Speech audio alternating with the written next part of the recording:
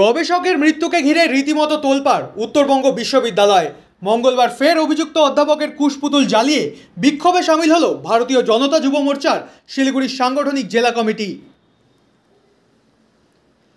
উত্তরবঙ্গ বিশ্ববিদ্যালয়ের rural development বিভাগের এক গবেষকের মৃত্যুর ঘটনায় বিশ্ববিদ্যালয়ের এক অধ্যাপককে দায়ী করে তার কঠোর শাস্তির দাবিতে বিশ্ববিদ্যালয় প্রাঙ্গণে বিক্ষোভ প্রদর্শন করল ভারতীয় জনতা যুব মোর্চার শিলিগুড়ির সাংগঠনিক জেলা কমিটি।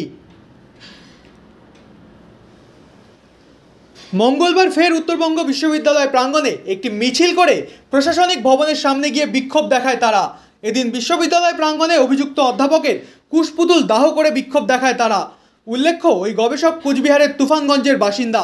শিলিগুড়ির শিব মন্দির এলাকায় রামকৃষ্ণ সরণিতে একটি বাড়ি ভাড়া নিয়ে থাকছিলেন তিনি এবং বিশ্ববিদ্যালয়ে পড়াশোনা করছিলেন।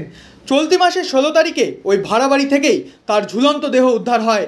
সেখানে একটি সুইসাইড নোট পাওয়া যায়, যেখানে লেখা থাকে বিশ্ববিদ্যালয়ের একজন অধ্যাপক তার সঙ্গে শারীরিক সম্পর্ক তৈরি করে তাকে বিয়ে করতে অস্বীকার করে, যে কারণেই এই ঘটনা। অন্যদিকে এই ঘটনাকে আত্মহত্যা নয়, খুন বলে দাবি করেছে ভারতীয় জনতা যুব মোর্চা। তাদের অভিযোগ, সিসিটিভি ক্যামেরায় দেখা গিয়েছে যেদিন ওনার দেহ পাওয়া যায় সেদিন দুপুরে অভিযুক্ত অধ্যাপক শিব মন্দির এলাকায় ওই গবেষকের ভাড়া বাড়ি থেকে বের হচ্ছে। ফলে তার বিরুদ্ধে যাতে বিশ্ববিদ্যালয় কঠোর পদক্ষেপ নেয় তার দাবি তুলে ধরা হয়। অন্যদিকে বিশ্ববিদ্যালয়ের রেজিস্ট্রার ডক্টর দেবাশিস দত্ত বলেন, আইন অনুযায়ী ব্যবস্থা নেওয়া হচ্ছে। এ বিষয়টি নিয়ে আইনি বিশেষজ্ঞদের সাথে আলোচনা চলছে। যে বিগত সপ্তাহে আমাদের যে এই এনবিইউ এর ছাত্রী, রুরাল ডেভেলপমেন্ট ডিপার্টমেন্টের সে গবেষক ববিতা দত্ত, তুফানগঞ্জে বাড়ি, সে এখানে পড়াশোনা সূত্রে শিব মন্দিরের মাস্টার পাড়ায় সে থাকেন, ভাড়া থাকতেন। এবং আমরা দীর্ঘ সময় ধরে একজন বধ কর্মকারী একজন অধ্যাপক, যাকে অধ্যাপক বলতে এখন লজ্জা হয়, তার চেহারাতে দেখলে পরে মনে হয় না সে অধ্যাপক। কি করে অধ্যাপনা করছেন আমাদের যথেষ্ট সন্দেহ এখন এই মুহূর্তে। কিভাবে উনি চাকরি পেলেন সেটাও সন্দেহ। এই অধ্যাপকের দ্বারা সে নিগৃহীত দিনের পর দিন হয়েছেন, শোষিত হয়েছেন। যেহেতু পিএইচডি হোল্ডার, সেহেতু পিএইচডির গাইড হিসাবে এই অধ্যাপক সিদ্ধার্থ শঙ্কর লাহা, তার যে অপকর্ম এবং তার যে রোশানলে সেই ববিতা দত্ত পড়েছিল, তার পরবর্তীতে আমরা দেখলাম ববিতা খুন হলেন। আমরা এটা খুন বলছি কারণ এই যে বাড়িতে ববিতা দত্ত ভাড়া থাকতেন তার উল্টো পাশের বাড়ির থেকে পুলিশ সিসিটিভি কালেক্ট করেছে। সিসিটিভিতে পরিষ্কার দেখা গেছে যে দুপুর 12:45-এ সেই ব্যক্তি, এই অভিযুক্ত অধ্যাপক, তিনি ববিতা দত্তের ঘর থেকে নেমে আসছেন।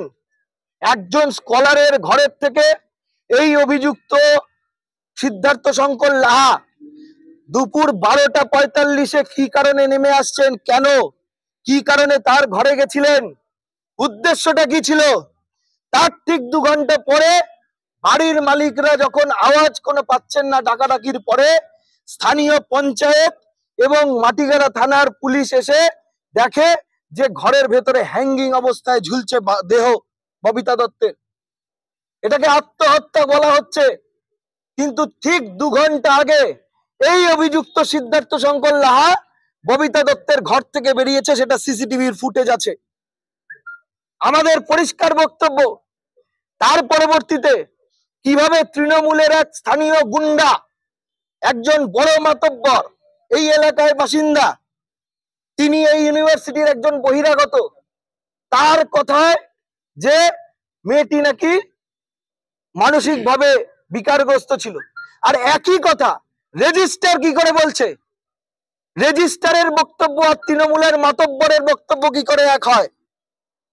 রেজিস্ট্রার কি তাহলে জানতেন ঘটনাটা? কি জানতেন যে অভিযুক্ত সিদ্ধার্থ শঙ্কর লাহা এই কালপ্রিট, এই ধর্ষণ এবং খুনের সাথে যুক্ত, তাকে সেফগার্ড করার জন্য রেজিস্ট্রার না মাঠে নামছেন?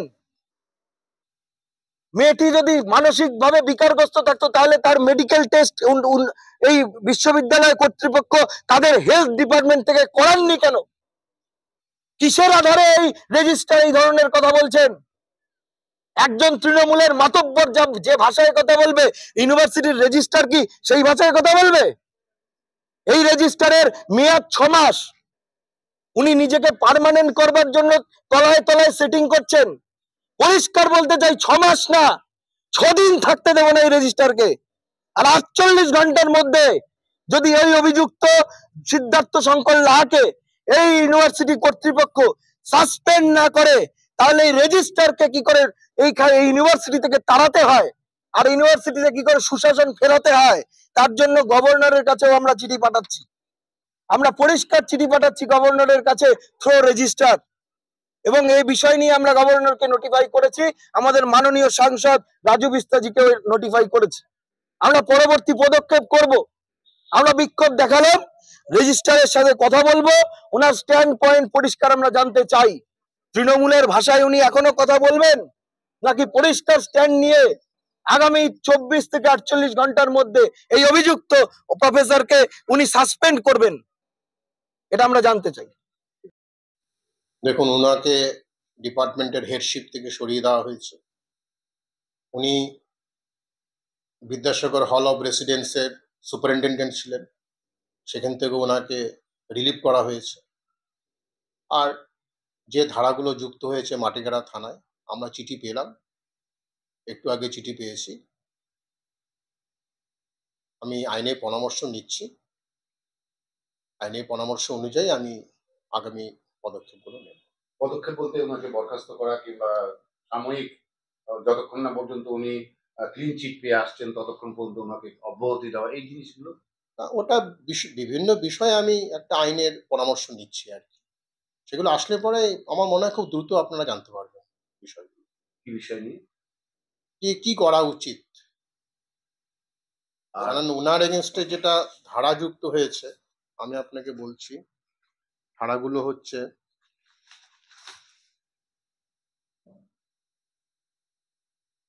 417, 376, 506, 306, 379 আইপিসি। সবকটাই এতগুলো, non-bailable। হ্যাঁ, সেগুলো সবকটাই নন বেলেবল। আমি এ ব্যাপারে আমাদের যারা আছেন আইন বিশারদ, তাদের সঙ্গে পরামর্শ নিচ্ছি কি করা যায়, বিশ্ববিদ্যালয় আইন অনুযায়ী আমরা যা করার ব্যবস্থা করব।